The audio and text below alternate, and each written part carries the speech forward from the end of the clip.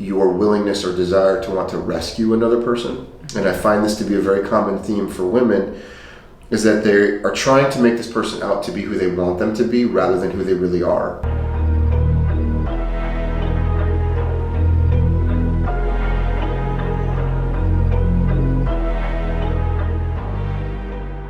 Welcome to the Team Logo Fit Roundtable. I'm your host, Laurin Conlon. Each week, we share the evidence-based practices and communication-driven strategies we use with our clients to help you look, feel, and perform your best. So this week, I'm joined by Rick, our mental health consultant. Hello. And we're going to be talking about attachment style, which stems from attachment theory, which we're going to get into. But really, what we wanted to talk about in this podcast was more about like how this is pushing you to choose maybe the wrong relationships, or like why you keep falling into the same patterns. And we're going to go into a lot of like that practical stuff, because I think that's really common. Like, why do I keep dating like this type of person, or like why do I keep ending up in this situation? And it's going to be like you and who you're seeking, right? So it's both parts of that equation. It's not just the person, it's also you and like what you're seeking out. Yeah, absolutely. I got a lot of questions about this too. I don't know, like recently this has been like coming up a lot, like with clients, and I don't know if, you know, like when I don't want to call this trendy, but like I don't know if somebody really popular started talking about this, and like more people now like know about it, because this has been around for a long time, but it's been coming up a lot more. So I don't know like what or why, but yeah, I think when people are going through something and they're looking for advice or feedback, they're more likely to talk about it. And so at any point in time, this is relevant for people everywhere. So whatever somebody else is going through, this is a big part of where relationships ultimately begin, and also where they ultimately fail, which is oftentimes in the beginning. And so understanding the concept of what attachment styles actually mean. What does it mean to find a secure attachment style? What does it mean to know your attachment style? And how do you navigate those waters? And also, how do you change if you're more of an anxious or an avoidant, and start to correct some of the bad behaviors or patterns that you've developed over the years, so that you can ultimately find yourself in a healthy relationship that has the ability to sustain. Yeah, and that's really key. It's not just, okay, we need to get through the initial part, but also like that's relatively easy in comparison to a long-term attachment. Yeah, and we're going to get into that. And what I want people to understand is I'm going to do my best to give you guys really practical information. And the basis of this has to be within context, because what I want people to understand is the differences in a long-term relationship versus the initial attraction in meeting somebody are very, very different things. And ultimately, you're right, when you're meeting somebody new, you don't have a history with them, especially if this is a brand new person in your life. And so all we have is what we know right here, right now.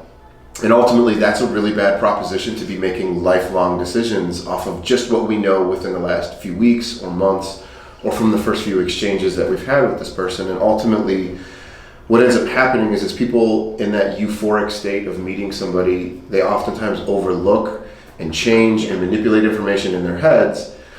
And then it's one of those things, you pay now or you pay later. And I'd rather you pay now before you have a lot vested in something and you're able to learn and pick up on these things, so that you can ultimately find who are the bad people that I'm attracted to, and why do I keep attracting them? How do I change that? And then how do I identify who the good, healthy people are that are actually able to give me a quality long-term relationship, right? What you need.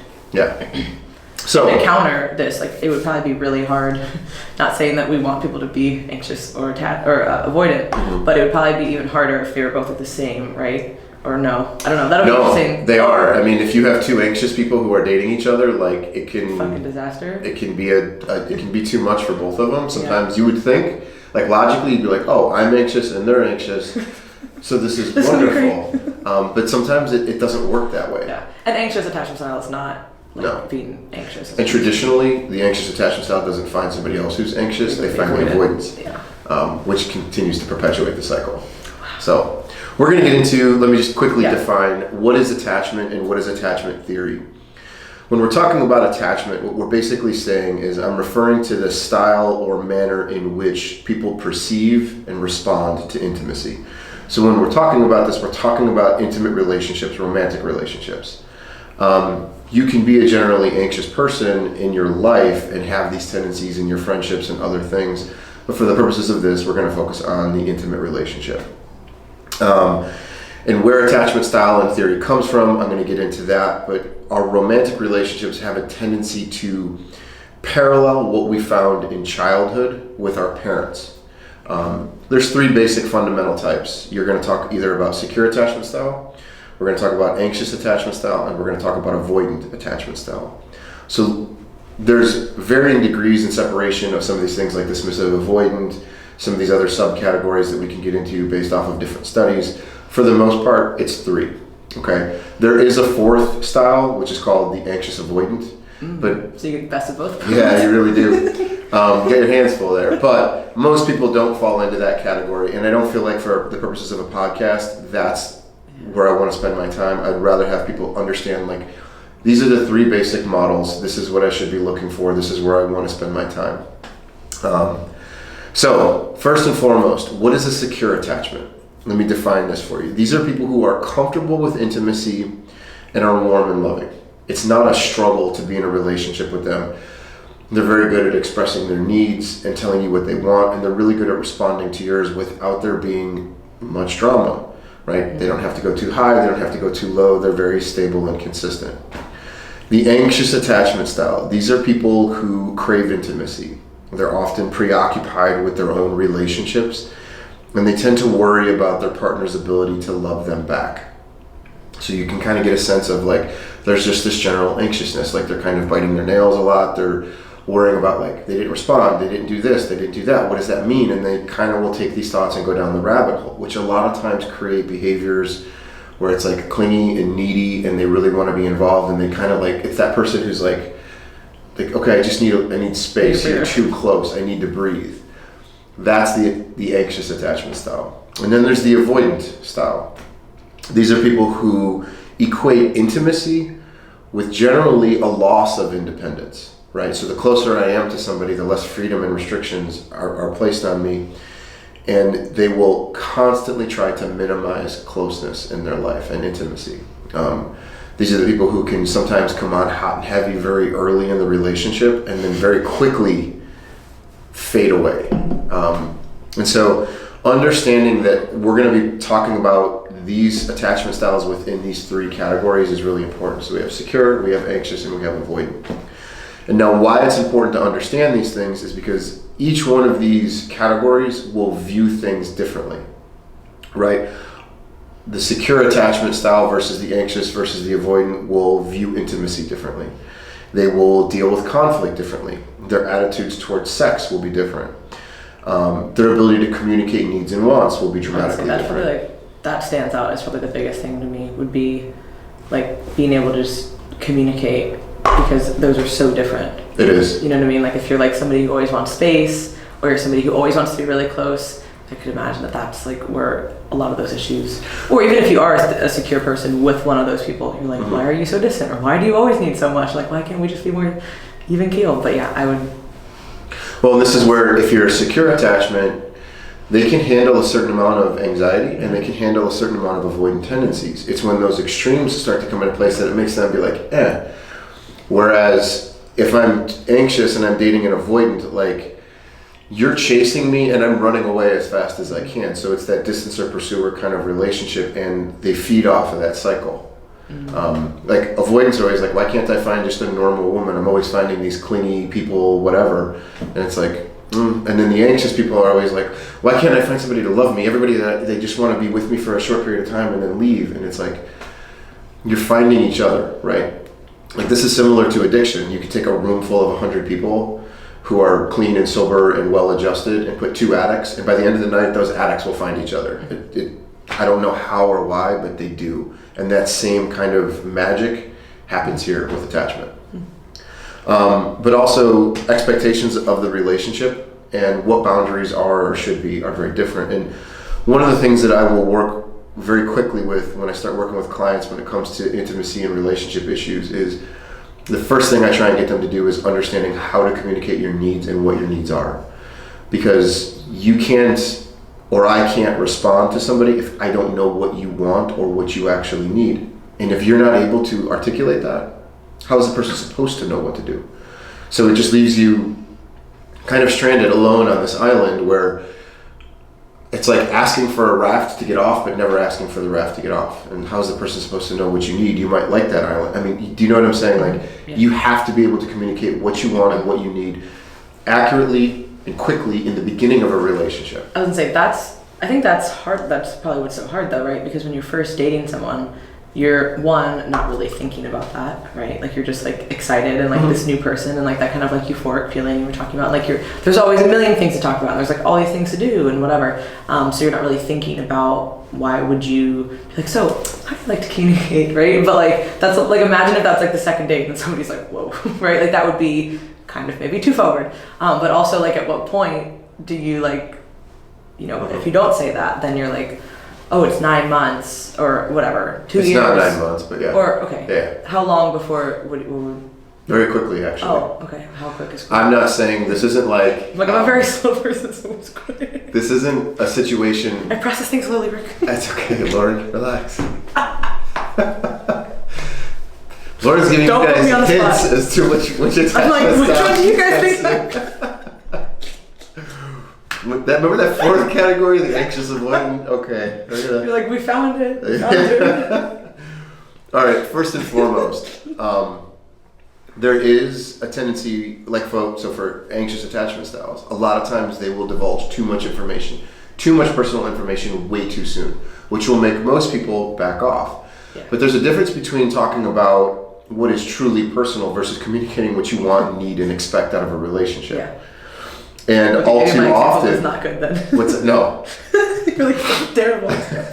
And all too often, what you said is, and I'm glad that you said this because this is the mentality that most people have. Is you're like, in the beginning of a relationship, you're not thinking about those things, and that's exactly what you want to be thinking about. If you're not thinking about it, you're focusing on everything that's happening here and now, and you're not necessarily paying attention to the qualities and things that you need. And this is something that what I want people to understand fundamentally is this. There is a difference between the initial attraction that you feel towards somebody and your initial draws toward them versus the qualities and characteristics that exist in a relationship a year or two down the road. Initial attraction is one thing. It is instantaneous, it is quick, it is powerful, it is passionate, it is neurochemicals in our brain. That is not love. Love when you look at a relationship or a couple that's a year down the road or 2 years into a relationship, those same factors that initially attracted you to them, are they still present in the relationship? Yes. But do they hold the same status or value in the relationship? No, they don't. And so the difficulty in this for a lot of people is going to learn how to turn off or even look past what initially might be there or not be there, even more to the point, and I'm going to get to that later, to see what you actually want and know what you want a year down the road. Because what happens is, and this is geared more toward people who have a chronic or habitual history of being in the wrong relationships. Look, we can all have a one-off here. You can all be duped by a narcissist. You can have the drug addict. People can hide things pretty quickly or easily. So I'm not talking about, hey, I had a one bad experience with this. This is more for people who are like, I kind of see myself falling into these patterns where none of my relationships seem to be working out. Here's why. Because you don't understand your attachment style or how you're perceiving and receiving intimacy, and you're picking the wrong people. And the wrong people are also attracted to you in that same sense. And I would say that to like that first point, like maybe you don't know what you actually want, right? Like I think that's important. I think a lot of people just go into like dating or like wanting to find a relationship without actually, like those questions that you're asking, like they don't really have an answer to. Mm-hmm. Like, how do you want to communicate? Like, right, like they might not know how they want to do that. So, and even worse, if they've never had somebody can mimic healthy communication with, how do I know what that even looks like? So they think that they might know, right? Like, oh, this one person is great, or like, oh, I see this couple, or whatever. You know what I mean? Like they don't actually really know for themselves what they want or how they want to act and how they want to act with somebody else. So I think that a lot of people, like a large percentage of people are probably in that camp. And here's a piece of practical advice that I want to give people who are struggling with this, whether you're avoidant or anxious or even secure, and you just want to practice this. Because the idea of this is going to become, how do I see the code, right? There's this, people are blinded initially by what they see in an individual. which destroys their ability to be objective when evaluating this person as a potential lover or relationship. And so you have to be able to see the code behind whatever it is that's there, right? It's kind of like seeing The Matrix, or there was this great 80s movie called They Live. Did you ever see that? Oh my God, you never saw that? Okay. Quick side note, it's this movie where there's like aliens that look like human beings, and the only way to see the aliens is to put these sunglasses on. Okay? And once you see the sunglasses, you can see who's a real person and who's an alien, but the only way to tell the difference between them is to put these glasses on. Which, by the way, that movie has like the greatest line in all of cinema. And it is? He walks into a... you can't fucking not say it. He walks into a bank and he's like, and he puts the glasses on and he goes, I came here to do two things, chew bubblegum and kick ass, and I'm all out of bubblegum. Yeah, I've heard that. Okay, you've heard that line. It's from that movie. Okay. Yeah. Okay, great 80s movie. That is a great line. Check it out. I did not know it was from an alien 80s movie, but I'm here for it. But I want to give people the opportunity to use that kind of image to be like, all right, I want to be able to put the glasses on and see the code. I need to be able to meet this new person, whoever it is, guy or girl, and know whether or not this is the right relationship or person for me. And then if they're not, dismiss them and move on. Mm-hmm. Don't stay in something that isn't going to ultimately fulfill you. So the objective is to be able to pinpoint these things early in the relationship before you're vested in them. So how early is early? So like my example you said was not good. So well, I would be expressing my needs and my wants. It's not like, hey, my name is Rick. You should do like a dating podcast, like how to date. Sure, and I think it would be completely different in today's society. Yeah. With all the dating app stuff, Jesus. Yes. Anyways, podcast in 4 weeks. There we go. But seriously, because like I don't think people know. I mean, again, you're not gonna like have a perfect itinerary. Like, all right. Yeah. Well, you're not walking up. You're not gonna walk up to somebody and be like, "Hey, my name's Rick, and by the way, this is how I communicate my love needs."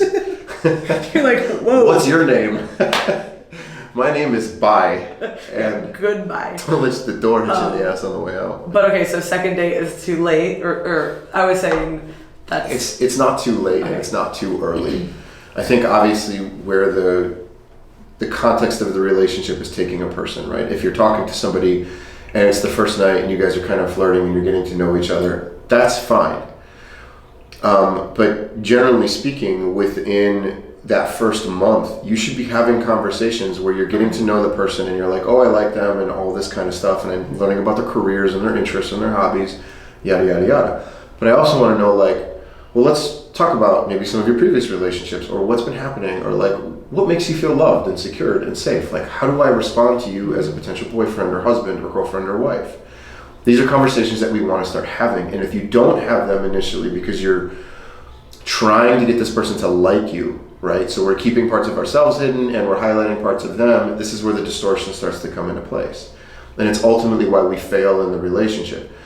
There's this fundamental difference between a relationship not working out because we're different people and our lives are going in different directions, which is fine, versus the relationship didn't work out because they're a drug addict, they're a liar, they're a cheater, they're a narcissist. Like, I want to put those kinds of people, the codependent, whatever, I'm going to put them into the category of toxic or unhealthy.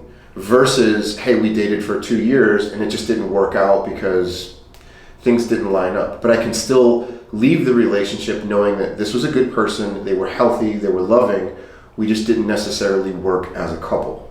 Versus like, oh my God, I had to get out of there because he was abusive.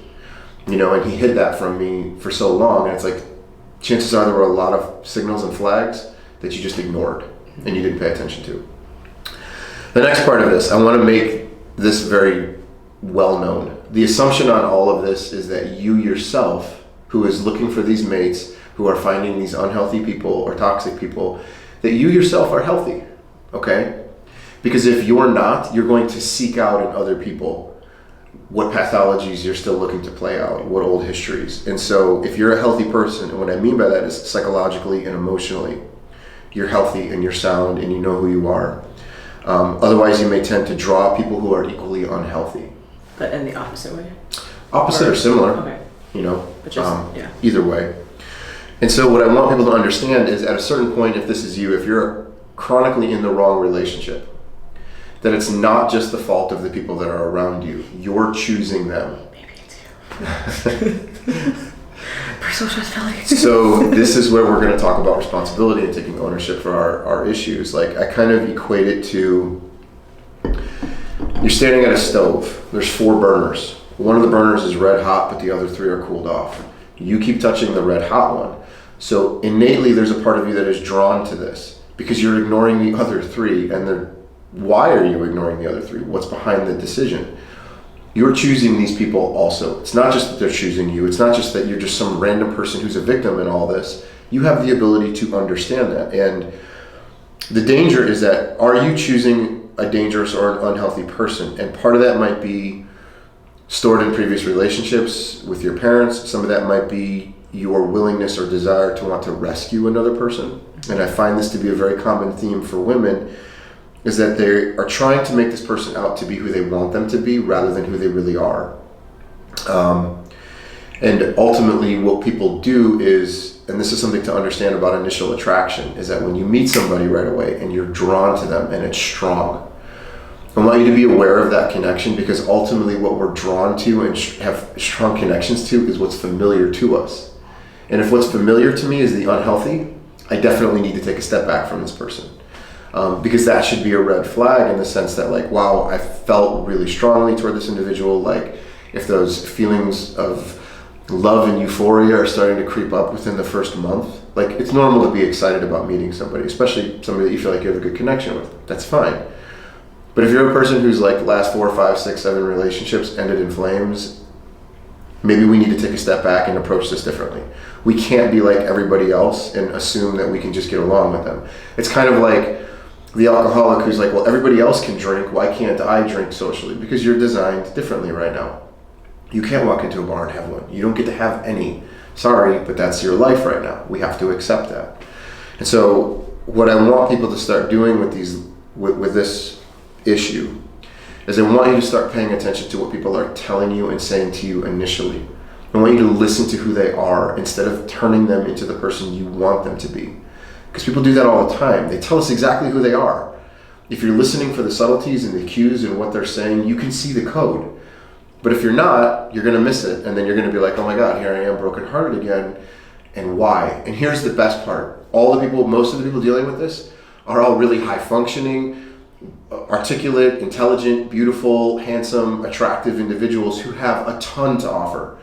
And it always amazes me because you'll see people like this, and then like I'll know like a couple of healthy people, and I'll be like, oh my God, how do I get them to meet this person? And then I'll also stop myself and I'll be like, well, you know what? This person has a lot of issues that they still need to work through within themselves to even find a secure person who's healthy and like them. So it's this game that you have to work on yourself first before you can find healthy in other people. Does that make sense? Oh yeah, I think that's not talked about enough, in my opinion. I think it's the other way around. Yeah. Right? I do feel like it's very commonplace to just say like, oh, it's not you, it's them, or whatever, right? And like you're just finding the wrong people who are like, oh, I wish there was a better dating pool, or I wish there was this, and I'm always finding the wrong people, and it's never like a internal, like introspective to be like, all right, maybe I need to work on some stuff. And to be fair, it could also be those people too. It's the combination of the two though.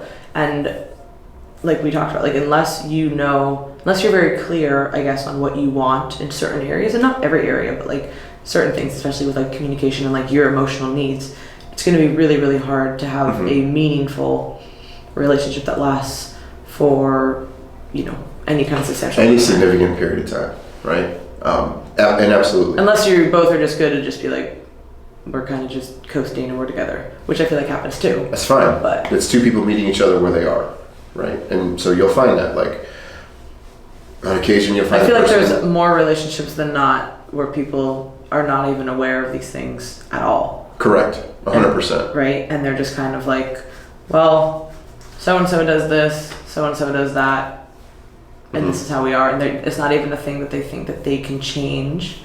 They just kind of think, oh, this is like a personality trait or whatever. But and part of it could be, you know what I mean? But like part of it is going to be something, and we're going to talk about that at the end, like where you can make strides to like change these things about yourself, and then hopefully that other person. Yeah, there's like assessments and tests you can take to determine what your I want to see. secure or your attachment style is.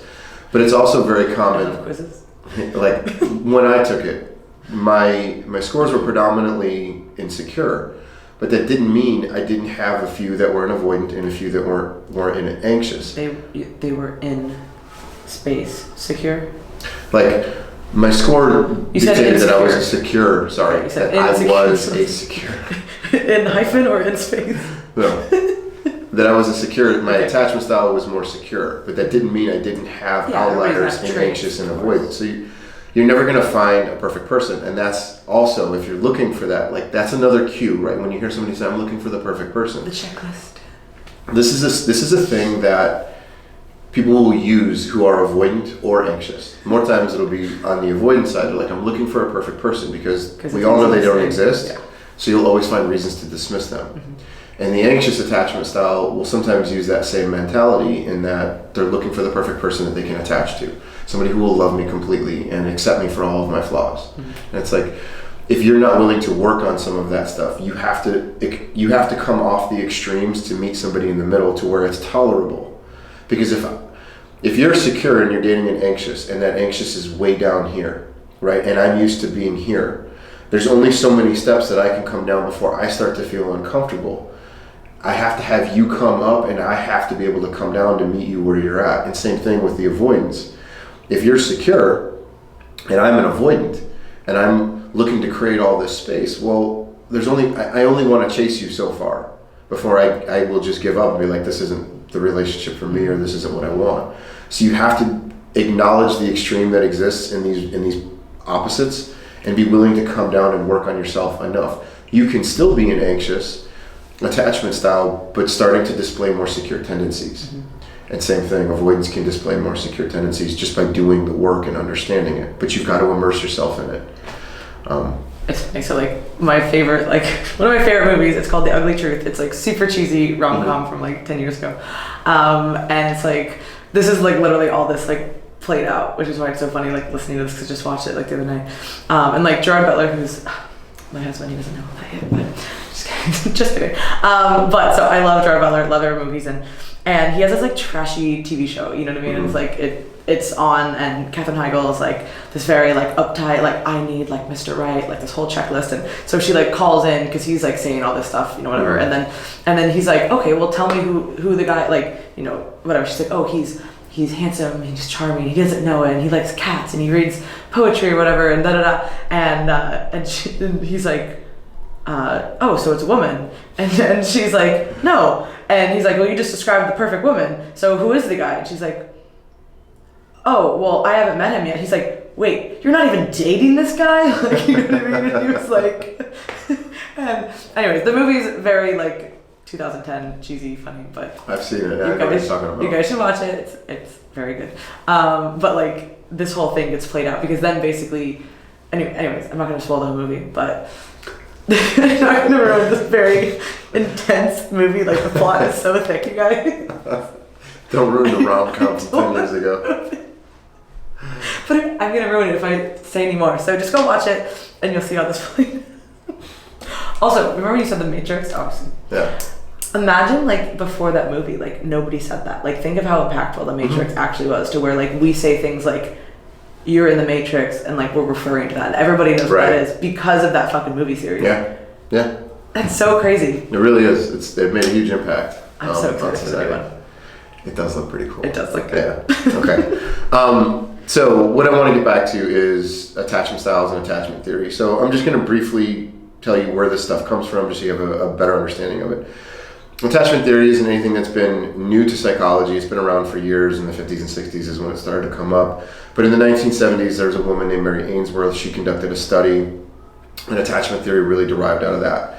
And basically what she talked about is she identified these three main attachment styles. It was secure, insecure avoidant, or anxious preoccupied. There was insecure ambivalent, or resistant, or avoidant dismissive. But essentially it was secure, anxious, and avoidant. And basically what they started to talk about and what they started to recognize was the different attachment styles as it relates to parents and how parenting influences that. So what the study basically was is it consisted of a mother, her baby, her infant, and an examiner. All of this was like conducted under like a 1 minute time frame. And so essentially what would happen is the mother and baby would be alone. And then the stranger would walk in and join the mother and their infant. And then the mother would leave the room, leaving the baby alone with the stranger. And then the mother would return, and then the stranger would leave. And then the mother leaves the infant completely alone, right? And then the stranger would return, and then the mother would return, and then the stranger would leave. And so what they were doing was they were monitoring and tracking various reactions that the kids would have.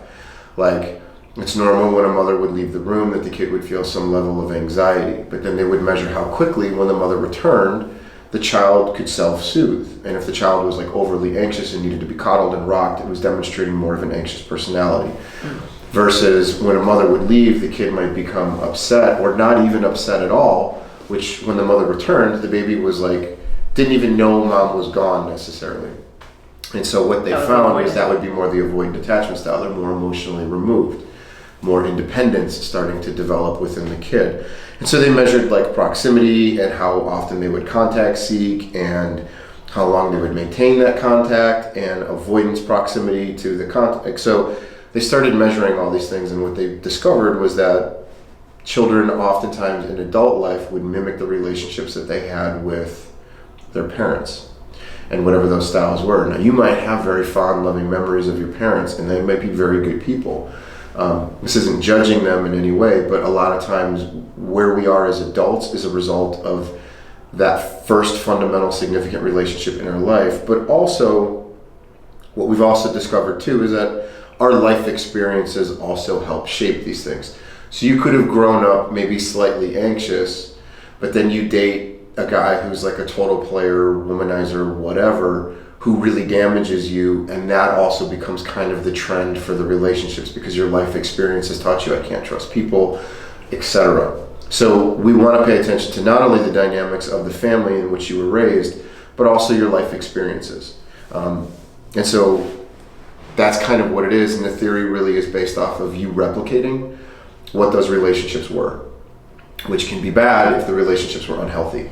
Because then you're subconsciously unaware, is what I mean by subconsciously, you're seeking out those same responses from other people with the hope of changing the relationship or the outcome, right? If I can get the person who doesn't want me to love me, then I'll be cured. And then they'll love me enough, you know, and what it means to their self-esteem and who they are as a person. So there's that. Did that study in particular follow those same people? Right?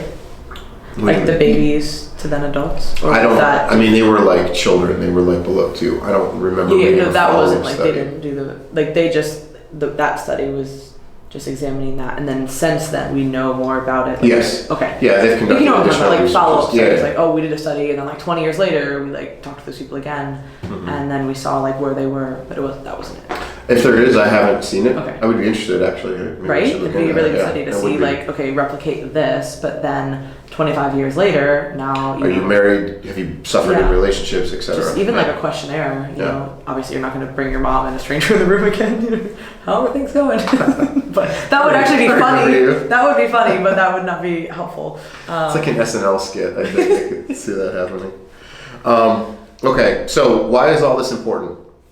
Attachment systems consist of emotions and behaviors that ensure we remain safe and protected, okay, that we stay close to our loved ones. What this means is that this is about survival. So attachment styles relate to survival. Like if we go back like many years ago, your survival was contingent upon you being part of a tribe, right? If you were alone during like hunter-gatherer states, you had less of a chance of survival. So you would attach, and you formulated these groups, these communities, in an effort to survive. So innately as human beings, our survival is linked to attachment, being able to communicate and connect with other people, which is why this is so fundamentally important in understanding relationships. So I need you guys to understand that this isn't just some like psychological theory that can easily be dismissed. This is like part of your survival mechanism. This is where your brain goes. And why leaving bad relationships, even though we know they're bad, can be really difficult, okay? It's not just the trauma from that relationship, it's all the other stuff too. Correct. It's like... Which that can be its own thing as well. Sure, it's like, okay, I know so-and-so is unhealthy for me, but this also on a certain like primitive level is threatening my survival. Like, how will I move forward? How will I eat and survive, especially if that person like made the majority of the money in the relationship or whatever it is. People with secure attachment styles, again, they know how to communicate their own needs and the expectations, but they also know how to respond to yours and their partner's needs effectively without resorting to what we call protest behaviors, okay? So if every time a person makes a request, it's met with like this extreme response, that's a red flag, right? So what's a protest behaviors? Protest behaviors are generally behaviors that are designed to reestablish connection, and they can be done in healthy ways or unhealthy ways. Healthy ways, obviously, it's like, hey, when you say this, it makes me feel this way. And so you can see the person actively change the way they communicate or how they respond in the house or their mannerisms, their behaviors, you can easily see the changes. Unhealthy protest behaviors can sometimes be things like where they play games, they lie, they'll throw tantrums, they'll do a cold shoulder, they'll smother you, they'll lose distance, they'll ignore you, they'll yell at you. And so these are, you would think would be ways to create distance in the relationship, but sometimes it's a way to silence the other partner and to get them to be submissive, and sometimes it's a way to create attention. Because what do you do with the kid? Sometimes people will do this when a kid's throwing a tantrum. They'll get attention, right? That's the designed element. And so what are you doing? You're not connecting with the person. And so what we want to do is we want to avoid unhealthy protest behaviors, and we want to know what those behaviors are. Can this person respond to my needs in a healthy way and in an effective way? Yeah, I was saying not just healthy, but also like for that person, right? Mm-hmm. Like, because you might have a different style, and it's like, all right, everybody's gonna have a different style, but part of this relationship would be figuring out how to blend those styles essentially with communication. Correct. Because I know a lot, like some people are very like slow to process things, other people want to like deal with it like right then, right now. Right? Mm-hmm. Like that's like a huge, I feel like, fight or like a huge issue, right? Like that can create a lot of fights because somebody's always like, I want to do this right now. Mm-hmm. The other person is like, okay, this is an issue, but like let me like sit on this, let me process this, like let's talk about this later at a different date, or like tonight or tomorrow or whatever. You know what I mean? And I feel like that would be like a big, so it's understanding, okay, hey, I like to do this, you know, right now, and I like to do this like maybe never. So like let's have some kind of compromise to where we come in the middle here. Exactly. If you're like, I need a week, and I'm like, a week is way too long, the compromise is generally in the middle. And so it's being able to, but it's being able for the other person to say, okay, fine, I'm going to give you your space, right? And the other person to be like, to recognize they're giving me my space, I do need to come back to this sooner. I need to articulate this, and to do them the favor of actually thinking about what it is. You can't just say, I need time to process this, and then not process it. Like that's not fair. And I get that fair is this relative concept, but when we're talking about if you want to stay in a healthy relationship, we're going to have to do certain things to work at it. And what I want other people to understand is being attached means more than just finding somebody that you like spending time with. Being attached means that our brains actually can become wired to seek the support of that partner, right? Ensuring the partner's like, that means like their physical proximity and their psychological proximity to us is important. Our partners can actually create like physiological responses in the body. In healthy relationships, we see this they can like decrease heart rate, blood pressure, breathing, levels of hormones in the blood. And if you're in an unhealthy relationship, like this can increase heart rate and blood pressure. And so literally what I'm telling you is the person that you're with can have a calming effect on you and a relaxing effect on you, or they can create anxiety and tension and stress. And so paying attention to how the person makes you feel overall, it's a really big deal. And there's a concept in, How would you change that though? What's that? How would you change that if it was a negative? If the person's making me feel anxious, for example? Yeah, like the heart rate changes and all those different things. Like what would be... Okay, I would want to know what's causing the reaction in me, right? So for example, if I text you and I don't hear from you all day, and I'm more of an anxious person, so I'm checking my phone and I don't hear from you. Well, this is obviously increasing my anxiety, and so when I see you, I might feel temporary relief, but I will still be carrying that anxiety because I'm like, okay, they're home, I can see them now, but why weren't you responding to my text? Like, what was going on? And so it's two parts. It's being able to express that effectively to the person to where we're not attacking them, right? Like, and it might be something... Why aren't you answering me? Right. What are you doing? Versus I might say, hey, how was your day? And kind of talk to them and be like, look, there's something that's on my mind. I would like to talk to you about it. And it's, kind of important to me. What would your response to that be? Like, okay, sure. What's on your mind? And then I would want to phrase it in a way, like when you go back to the other podcast that we talked about when we were talking about the 4 horsemen of the apocalypse, right? Criticism versus complaining. I might say something like, look, I get generally anxious when I don't hear any response from the person that I'm with throughout an entire day. And I'm fully aware that there's a lot of things that could be causing that, but I wanted you to know that when I don't hear from you or get any response, it bothers me. I start to feel a little bit anxious and I just feel uneasy about it. If you heard that, would you feel attacked? No. No. So your response is going to be like, okay, what could I have done differently? I could have, you know what, I did pick up my phone, I saw your text, but I got distracted. Maybe it's best to just, if you can send me a message whenever you have the time or whatever it is. And so now we're talking about it and we're dialoguing. The other part of that is going to be me. If I'm the person who has an anxious attachment style and I know that I sent a text, my mind oftentimes will go to the worst case scenario, right? So let's do an example of this. If I was late today, if I was just say 10 minutes late, what would your first thought be as to why I was late? Traffic. Traffic? Or... We'll go with that. Okay, so fine. Like traffic. I don't want to do this again. Okay. I'm leaving. Your first response, your first thought process is Rick's just stuck. I just got stuck in traffic. Or So it was to give me the benefit of the doubt. That was really my first response, and I was like, left my Okay, he didn't plan appropriately. Even better, right? So now what's being interpreted is Rick is being rude and disrespectful. Okay, fine, fair enough. Which would lead you to a more aggressive response. Like when you see me, you might be slightly annoyed, you might be unhappy, a little anxious, whatever it might be, right? So the result is the same, right? So I was late 10 minutes. Your first response is Rick is a poor planner.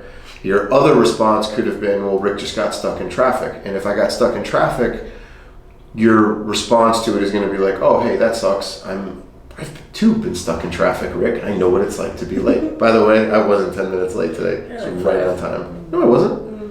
I think it was like 12:03. No, it was like 12:01 and I was parking. Anyway. So how you think about a situation can determine your results. The event didn't change, right? If I was 10 minutes late, what does change is the way you filter that message to create either a negative response or a positive one. And so part of the other side of that equation is if I'm asking you to do something different and respond to me, I also have to do some work in adjusting the way I think about this. Because if I'm thinking about it in a way that's only negative, right, there's literally 100 different reasons why I could have been 10 minutes late. And until you hear that reason, then it might change your opinion. Like if I was like, oh yeah, there was a huge car accident in front of me, or I was in the accident, you might change your response. Why? Because you're thinking about it differently now. So that's kind of the back and forth with that. I can't just rely 100% on my partner changing and me do nothing. Because then you're going to be like, well, Rick, I'm always changing. I'm always making adjustments for you. What the fuck are you doing? Right? And I'm like, nothing. Because I'm perfect. No, that's not the case. You're not perfect. You're totally flawed. And so with the secure attachment style, adults are capable of higher levels of abstraction, right? Which means our needs can be met even when the person doesn't necessarily maintain a physical proximity in our times. They can temporarily be replaced with the knowledge of knowing that the person is available to us psychologically or emotionally, right?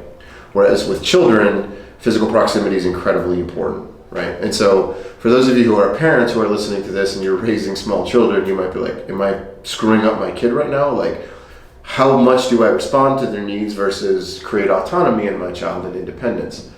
That's a separate kind of issue, and I would tell you it's always a balance, right? If a kid's experiencing an emotional reaction over something, acknowledge it, validate it, be available to them.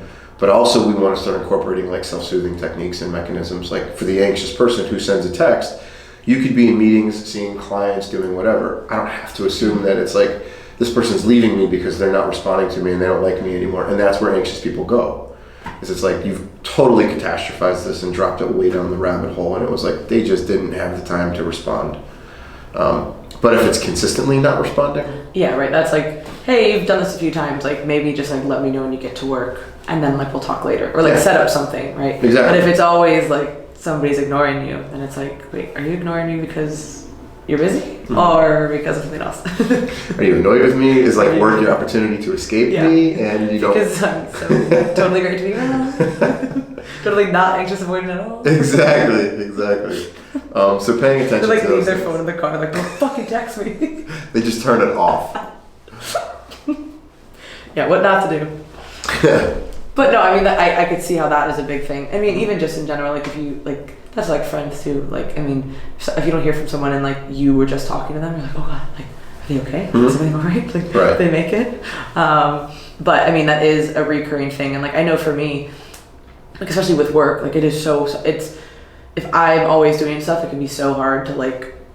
I'm like, no, I need to turn my phone over, like, and put it away. You know what I mean? So that could be a really valid situation, right? Where the other person's like, listen, like right now, like with whatever's going on, like I just need to focus. So like I'll let you know when I get there, and then like when I'm leaving, but like we're probably not going to talk all day, right? And then that would probably really soothe somebody who is really anxious. Like, why are they not answering me? Absolutely. Whatever. I'll let you know I'm okay, but like we'll talk later. Right. And it might be one of those things where if you know the other person, or you guys have a tendency of texting a couple times throughout the day or communicating in some way. Stop that. It's like, whoa. And if you stop that, that's one thing. But if you walk in and you know that that's the pattern, and today's going to be a little different. It might be, holy shit, hey babe, walked into a total shitstorm, won't be by my phone, love you, have a great day, talk to you later. Be done with it, turn your phone over, shove it in a drawer, and go about your day with total confidence in knowing that you communicated that. But that initial message is super important, whether you're texting that, voicing it to them, whatever it is. The ability to communicate that. So there's the understanding that you know what my needs are and you're going to communicate that, because if I don't hear from you, you know I'm going to get anxious. And I did hear from you, even though I want to be able to text you throughout the day, I can't, but now I understand, so I'm going to give you the fucking space that you're asking for, and I'm not going to be up your ass. Super important to recognize and understand that if the person's meeting your needs, you need to be respectful of theirs and meet theirs. Okay, so getting into some of the practical things that you guys can do. Number one, you have to identify what your attachment style is. Answer the questions openly and honestly when you're taking some of these assessments, or if you're talking to a therapist, because if you're lying about it, because you can, it's not hard, right? You can read the question and you know which way they're guiding. Who do I want to be? Right. Be you, otherwise we're going to keep repeating this and you're going to end up in failed relationship after relationship. So what's a good, you said you took the quiz. There's a couple of different assessments in books. I don't have them offhand. There's one book called it's called Attached, and inside the book there's like a 42 question quiz in there that'll help you identify what your attachment style is. Yeah, it's a great book. Is there like book. a magnet on it? I don't think there's a magnet on it. It just says attached. It's in big red letters. Okay. Maybe I made that up. Maybe they have a new cover art, but I thought I saw someone post. There's 1,000 books on attachment. Yeah. So that's why I'm like, I want to give a good one, because I'm sure there's some like fucking. I have a picture of it on my phone. I'll look it up real quick before we leave. And the second part is being able to identify the attachment style in your partner, or the person that you're talking to, or the person that you find yourself attracted to. And this is the challenge, because when you like sat down at the date, you're like, so we're gonna start. Here's just a little quick quiz. You won't need the quiz. I get it. I would love that, right? Let's check just the get box. this out of the way. Wait a minute. Didn't she do that in that movie, The Ugly Truth? She pulled up his resume or his profile? Yeah, no, she's like, I have your profile printed out. And then she's like, oh, you have a really impressive, I don't know, something that he bought. And he's like, that's not my profile. She's like, no, it's in your background check. I've literally seen this movie so many times, like fucking quoted. It's kind of sad. Yeah, so about that. Don't do that. Yeah, definitely do not do that. Don't do that. Don't do that. But obviously, the challenge is when we're excited about meeting a new person, our ability to be objective is compromised. Okay? And so we tend to see the person through rose-colored glasses, and what that means is anything that doesn't fit into this picture perfect facade that we're creating of them gets dismissed or removed. It gets pushed into the background, which means it's only going to come up later, which is later is where the relationship, we're like, oh my God, I don't understand what happened. Things were perfect and now they're not. Yeah. And it's not just like the honeymoon phase wore off. It's like you literally are recognizing things that were always there. Yes. But you didn't want to recognize You just didn't want to see them before, which is what we talked about before. Or, people can change, but I would say within a short period of time, that's not going to happen. Like, if we're talking like, hey, a 10-year relationship, there's going to be a lot of changes there. Absolutely. But in under a year, you're probably going to be, unless you went through some like life-altering situations, which could also happen.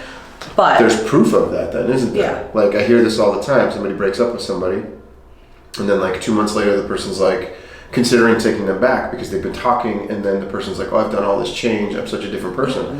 I'm like, okay, great, what changed? Like, what books did they read? Did they start journaling? Have they seen a therapist? Did they attend seminars or workshops? Like, what experiences have they had that have changed who they are that now make them a person who's able to meet your needs? Like, demonstrate the change to me. Silence. Well, they're just a different person and they're sounding a lot better. I'm like, okay, here we go. Like, they've done nothing to change. What makes you think the outcome is going to be any different, right? But they could have. So. But what changed? Yeah. Like the stuff that you're talking about. Like, they could have done all those things. Absolutely. And if they did, then I would be like, awesome. It's clear that this person lost something, and then they're trying to work to get it back if it's not too late, right? So, what to look for? Identifying your partner's attachment styles is a lengthy process that if you're really committed to this, it benefits you to spend time kind of studying this and learning about it. Because if you don't know what to look for, you're not going to know what to look for, and you're going to miss the important cues and focus on the wrong ones.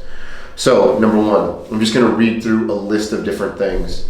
Obviously, sending mixed signals. Well, what does that mean, mixed signals? It's like being distant or aloof in one moment, but then the next being totally vulnerable, right? And so you're like, oh, I like this. Like, they're not always there, but they're really vulnerable with me, and like that draws me to them. Like, that's not consistent or reliable. Sometimes they call a lot and they're hounding you, and then other times they will ghost you. Like, that's not consistent. That's not the sign of a person who wants to be in a relationship.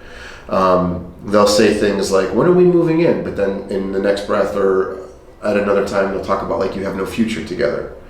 If a person values their independence greatly to the point where they need a lot of space, right? This is an extreme. It's fine to do things on your own, to have your own life and to do those things, but if you can only fit into like this small section of their life, like, is this because their life circumstances are challenging for this particular moment, these few months, or something is happening? Or is this just kind of who they are?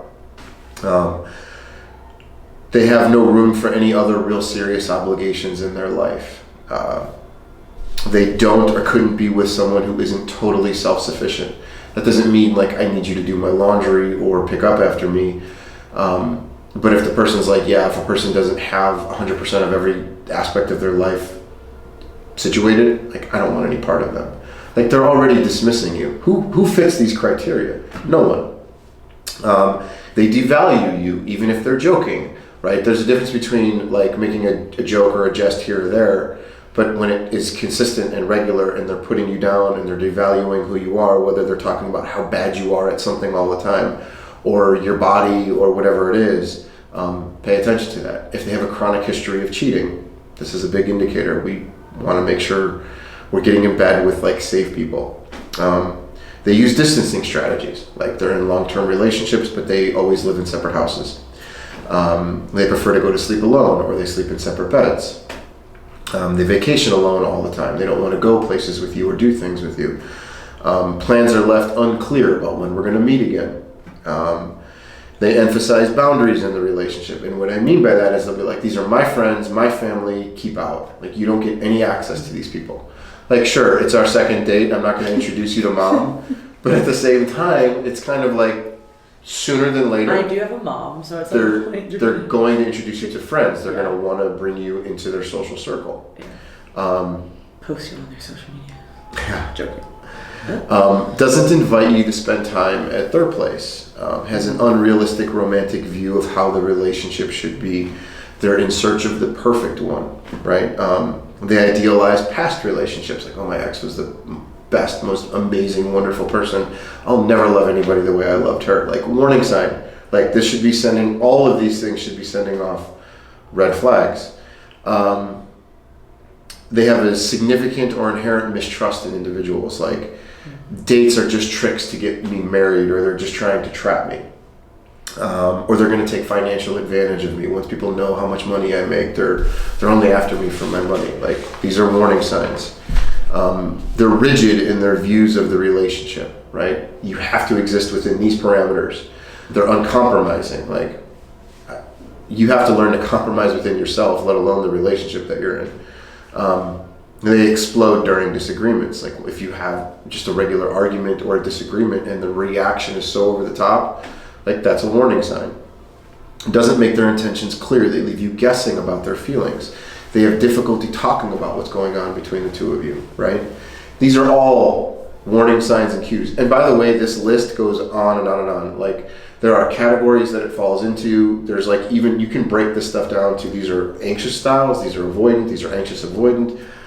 So you want to be well versed in what you're listening to and picking up on it. It's one thing to be like, okay, I know to look for mixed signals, but what do mixed signals look like in a person's vocabulary, right?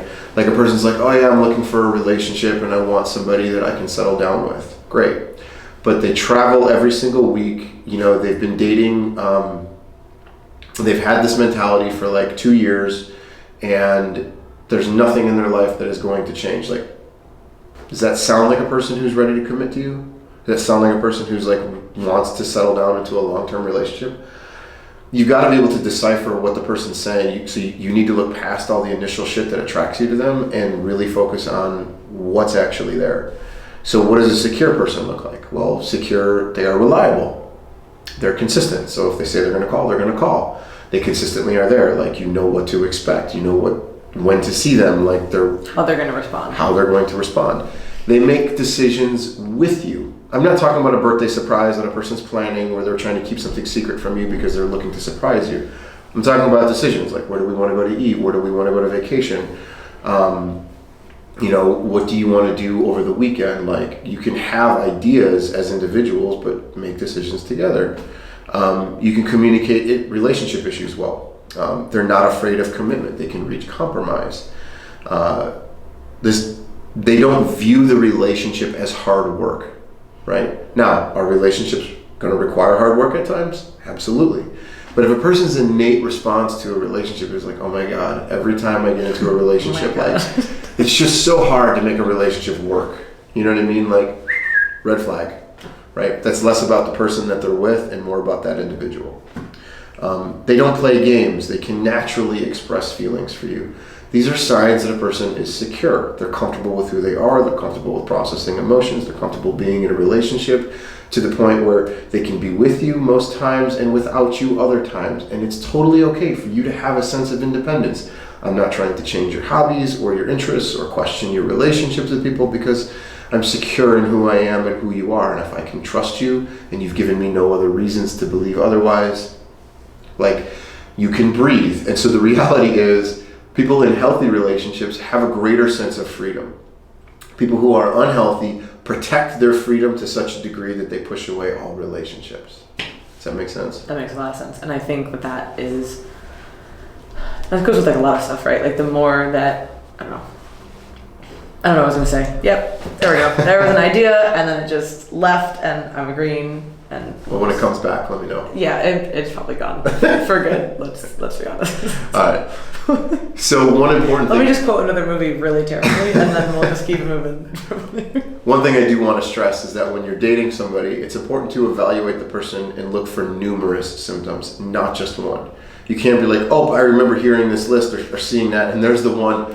I'm out of here. Like I just told you, people are going to have a scaling. You know, they're and going to. even a secure person is probably going to have a few of those things. Of course. That they have a tendency towards. Yeah. Everybody's going to have tendencies. Everybody's going to have like their good and bad tendencies. But if it's just so extreme all the time, or there's not just a few and there's like most of them are in one way, that's really what's more concerning. So yeah, there's never going to be that perfect checklist. Going back to that, like they want the perfect person. There's never going to be the person who doesn't have any of those things. Right.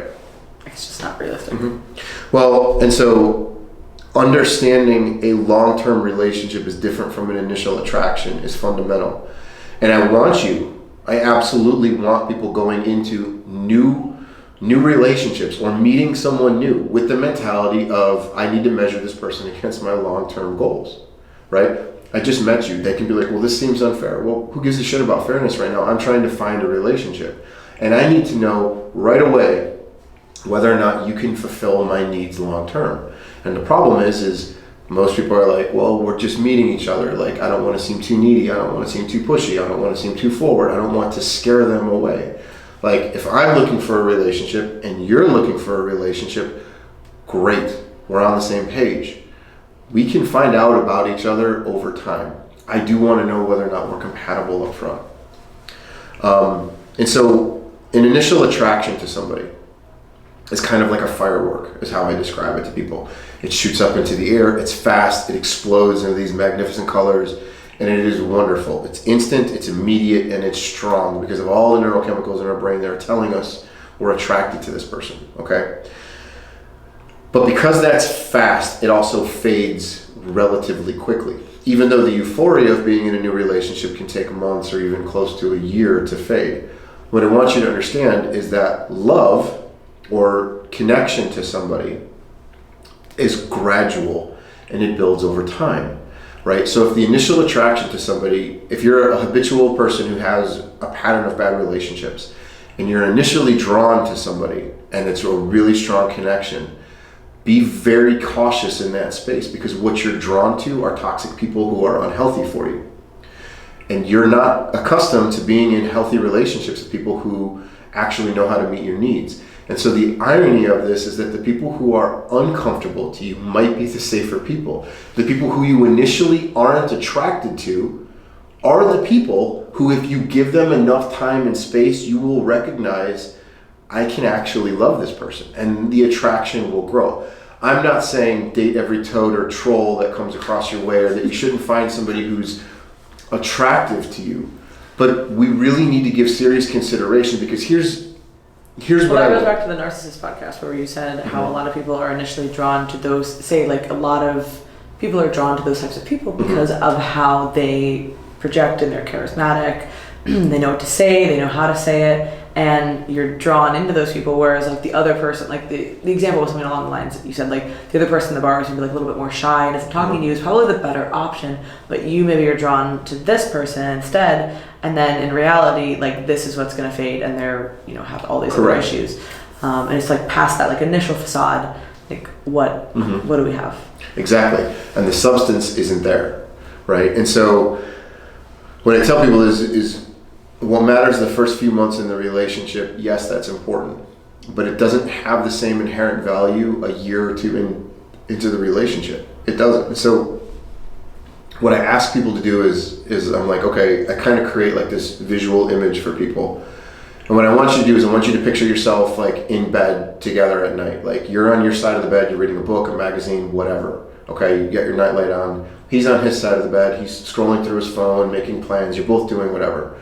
Okay, you turn your phones off, you shut your book, you put that stuff away. You turn your lights off, and the two of you roll in, and you're staring at each other face to face, right? It's in that moment.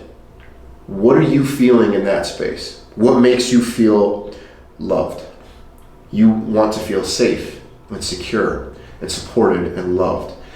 All the things that you're looking at that person initially for, or were looking at or focusing, don't matter in that space. Because in that moment, where the two of you are in space and you've shut out the rest of the world, what matters is the safety and security and the love and support. You're not thinking about their job.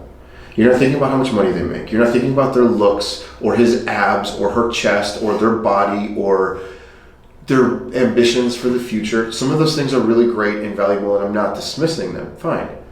But what matters in that space, right? Now, if you can imagine what that space looks like, where the two of you are in bed together staring at each other, and that's the space that you ultimately want to be in.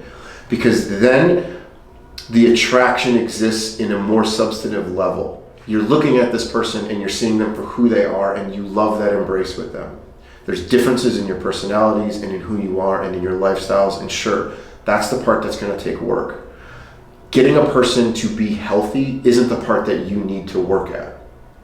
And so fundamentally, we approach relationships the wrong way. We look at them and we're like, I want the good-looking, attractive, resume person, right? Like, are they a great dresser? Do they have the well-paying job? Like, what are their goals? They're so ambitious. They're handsome, or she's attractive, and I want, like, and I'm swept off my feet by all these things that are later down the road. Like, you have a bunch of friends. I'm sure you've seen people who are struggling in their relationships.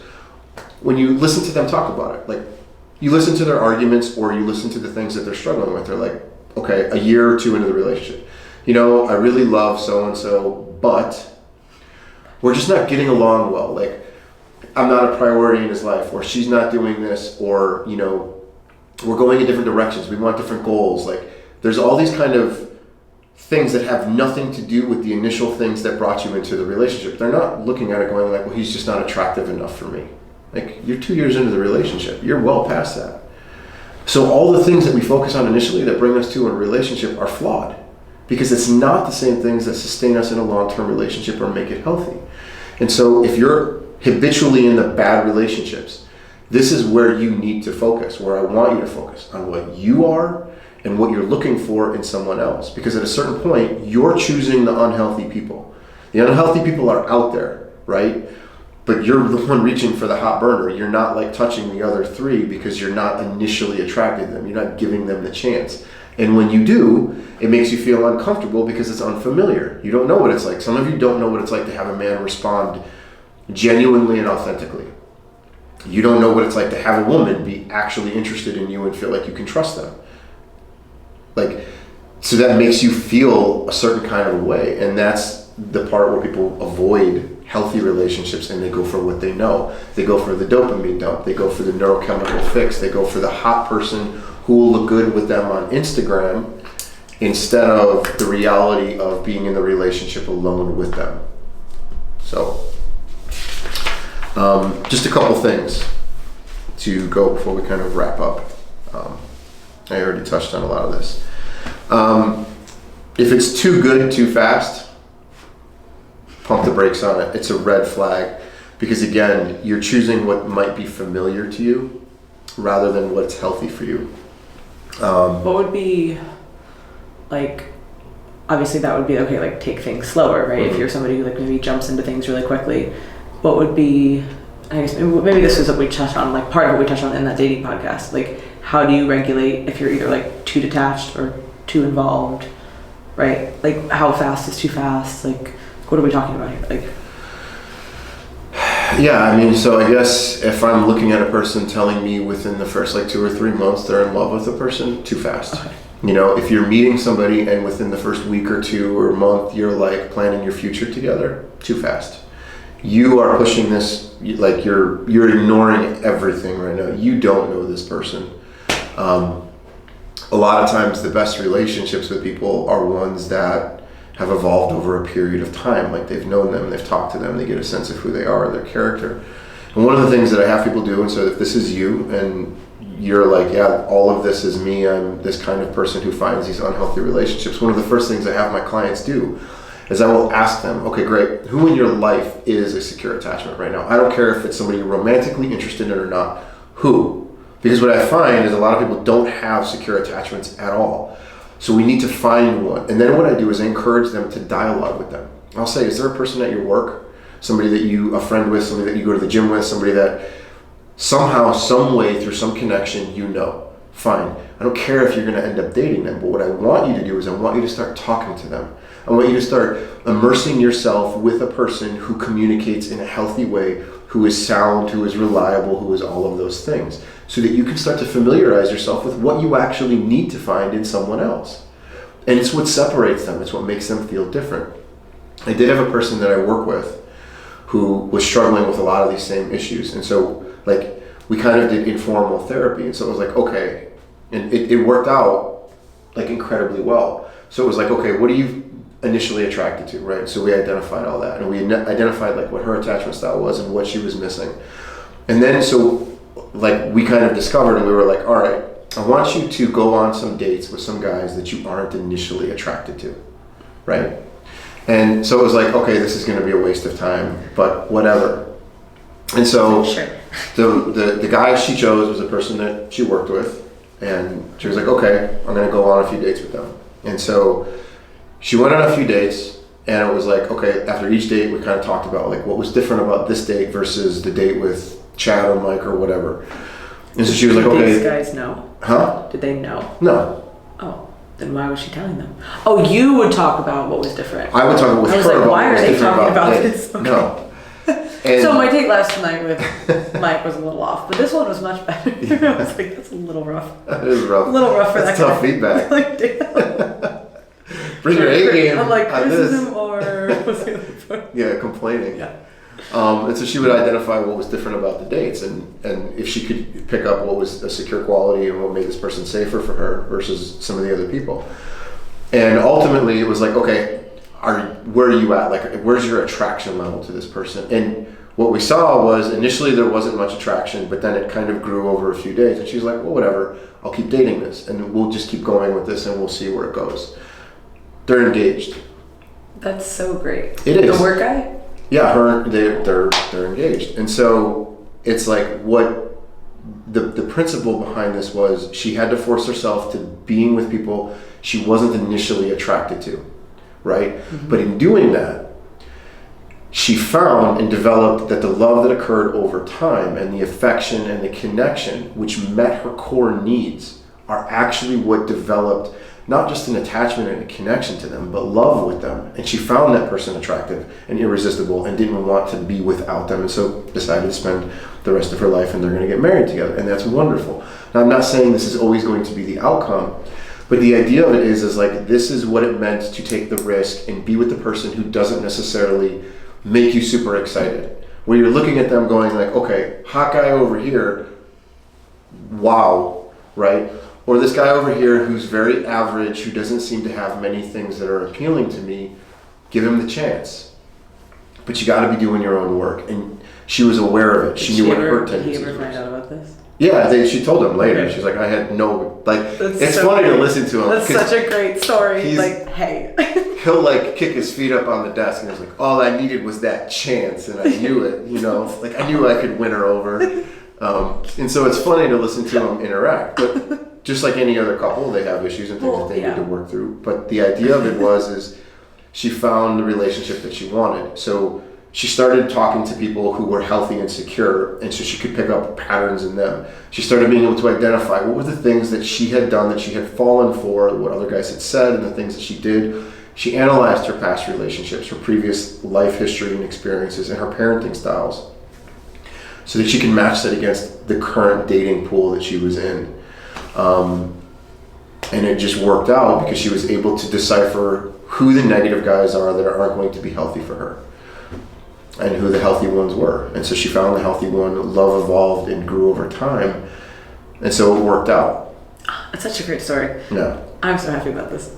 I don't even know that. So, start to look past the here and now, and look at and focus on the needs that you have for the long-term relationship. Is this person actually capable of meeting those needs? And one thing that healthy people generally do is they take responsibility, right? So if you're meeting a person and you're like, hey, so what happened to your past relationship? Your husband, your wife, your boyfriend, your girlfriend, whatever. And if they're like, oh, she was a total bitch, she was a psycho, he was a controlling, narcissistic asshole, right? Okay, got it, that's them. And you? Yeah. Did you do anything? Right? And if the person can legitimately sit there and be like, look, sure, they were these things, but I also did this, this, and this. And I realized these were the areas that I failed, and it wasn't 100% on them, it was also me. Now, like if you're reading from like your pimp playbook, you're not supposed to admit those things because it somehow comes across as undesirable or unattractive, right? But the reality is, that's exactly what you want, is a person who can look at you, because when we're arguing, The healthy person will be able to come back later and be like, look, I thought about what you said last night and you're right. I don't pay attention to this, this, and this, or I do these things and I can totally see why this makes you feel that way. My bad. What do I need to do? I'm going to work on changing that. And then make some changes, right? There's got to be the action that comes with it. You can't just say, I'm really sorry, you were right, and then go on being a douchebag. Yeah, and then You've do got to that make for changes. things will be better, and then they get worse again. Yeah. And then it's the same thing. Well, then your apology means nothing. And an apology without action is manipulation. And I tell that to people all the time. Like, I can say, I'm sorry, like, oh, I'll never hit you again, right? But then I hit you again. Like, I'm sorry, and then I hit you again. And then I'm sorry, and then I hit you again. Like, do my I'm sorries mean anything anymore? No, why? Because I keep repeating the same behavior. So I'm sorry without action is just a form of manipulation. So just a couple of last few points to kind of go off. If you're an anxious person, some of the things that you can start doing if you're not in a relationship or you're not dating right now. If you're anxious, what I want you to do is start to work on establishing a deeper sense of self. What I mean by that is I want you to start looking at hobbies or activities or things that you can start to do by yourself. I don't care how small it is, right? Go to a coffee house and order a cup of coffee, not to go, but sit down and have coffee in the shop alone, okay? Go to a movie, go to dinner or breakfast alone, or have a lunch by yourself, go to a movie by yourself. Do something where you can be more independent, right? And not feel the need to do something with somebody all the time. Start with small things. Learn to sit with your stress. Look for ways to self-soothe. When I was talking about if I'm 10 minutes late, right? I can go through in my mind what decisions or thoughts I want to have about that situation. So I can say, all right, Lauren is late. Do I want to think about this negatively or do I want to think about this I'm late. positively? I know, I'm flipping it around. Because I'm using it for me to self-soothe myself. Okay? I wouldn't be late. You. So I have the ability to make that choice, and so I can give you the benefit of the doubt. I can tell myself that this isn't a past relationship, that this is my own issue, that blah blah blah. Start with a hobby. With anxious people, they tend to project their feelings onto the rest of the world. So if I'm feeling anxious, then everybody around me must be anxious, rather than identifying that this is an emotion that is just within me. So learn to sit with that and be like, look, I'm anxious. That doesn't mean little Timmy is anxious. That doesn't mean, that my husband or wife is anxious or that the people around me are anxious. This is my issue. Why am I feeling anxious? What is it that's making me feel anxious? Is it rational? Is it logical? Is there evidence to support this? Is it benefiting? Like, there's a whole thought process that I'll work through with clients to say, look, this is how you want to start to filter your irrational beliefs and your disruptive thoughts.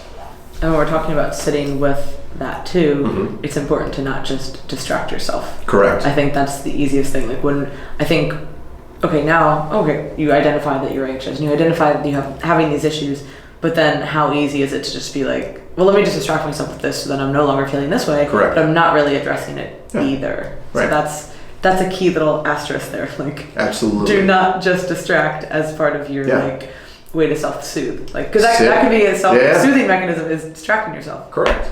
Yeah, that's not a good one. No, because you're not actually addressing the anxiety. You're just pacifying it, right? Whether you're getting high or whether you're diving into your phone or whether you're talking to somebody else, you're not sitting with it. So sit with it. Why are you feeling this way? What is it that's controlling it? Focus on your breathing and grounding techniques if you need to, and then you move on. You develop a conclusion and you move forward. You change your thought about it. If you're an avoidant, right, which is the person who's highly independent and does things all by themselves, generally, avoidant people also struggle with expressing their opinions, or not their opinions, but their emotions.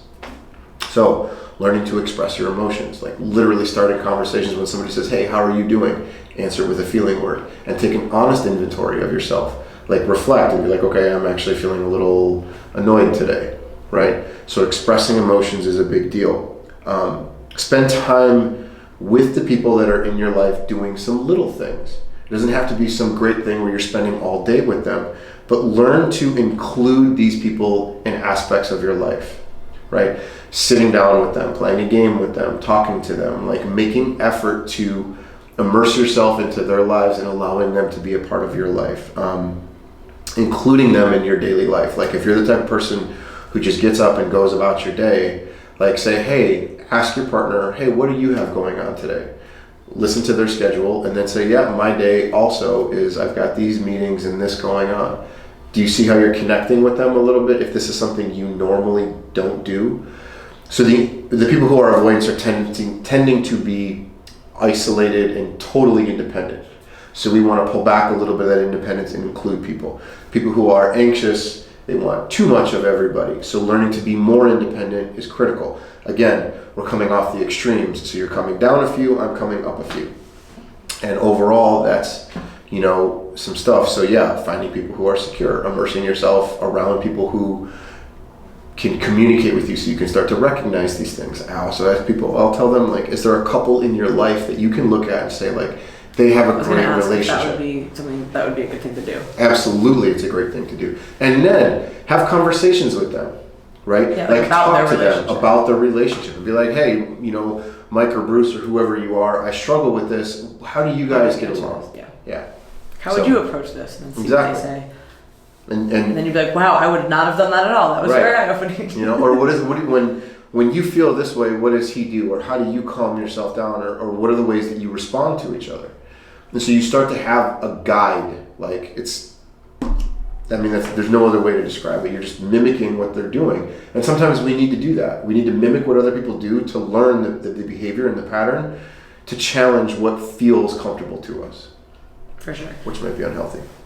And I'm really excited for the dating podcast idea, because I think that'll be really, this opened kind of the door to that, I think. Sure. And then now there's more questions than answers, especially for people whose brains work like mine. We're like, okay, well, what about this situation and this, and then how many days do you need to write in? You still have the link, right? Yes. Okay, yeah, so, write those questions in. If you're listening to this and you were like, I have a dating question. Yeah, bring it, because trust me, I got some of the dating app stories, so y'all definitely need some help based on that. But no, seriously, I think it's really important, and I think this brought up a lot of things that the typical pop psychology of attachment style doesn't really touch on or touch on enough, right? I think it probably is very surface level, and people have heard these words before, but they're not really sure what that means, and also they're only probably looking at it in the lens of the other person and not the idea that it's themselves and the other person that probably has their own tendencies and needs to work on both of those. So yeah, if you guys have a question, just in general, you'd like us to answer, or specifically for anything dating related, drop that in the link below. I will also put Rick's contact information if you are interested in working with him. And for all other questions or inquiries, you can visit teamlookafit.com for content and to apply for coaching. So thank you guys so much, and we'll talk to you next week.